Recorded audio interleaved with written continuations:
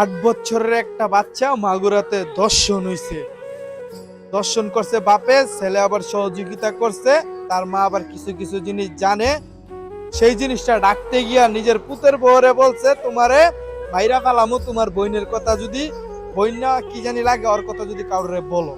এসব বিষয় আমাদের লজ্জা লাগা উচিত, কারণ আমাদের দেশে এই ঘটনা ঘটে আর এইসব ফ্যামিলি আমাদের বাংলাদেশে এখনো বাস করতে পারে। তার জন্য কি আমাদের লজ্জা লাগা অন্তত উচিত।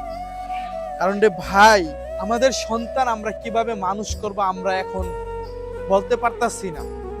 কারণ মানুষে মোবাইলটা টিপতে টিপতে মানুষের জীবনের যেমন 12টা বাজাইতেছে, এমন সবকিছুর 12টাই বাজাইতেছে। এই মোবাইলের কারণে বর্তমান প্রত্যেকটা জায়গার ক্ষতির কারণ হলো এই মোবাইল।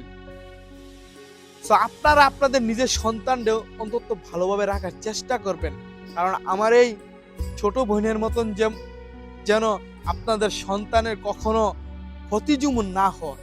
কারণ এরকম জানোয়ার বাচ্চা আছে এখনো দেশে,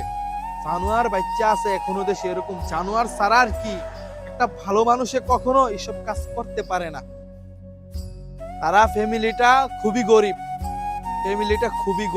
আজকে তাদের পক্ষে জানি না কেডা দাঁড়াইবো, কিন্তু আমার জায়গার থেকে আমি প্রত্যেকটা মানুষকে আহ্বান জানাই, ভাই আপনারা নিজের জায়গার থেকে অন্তত তাদের সাথে সাপোর্ট দেওয়ার চেষ্টা করেন অন্তত।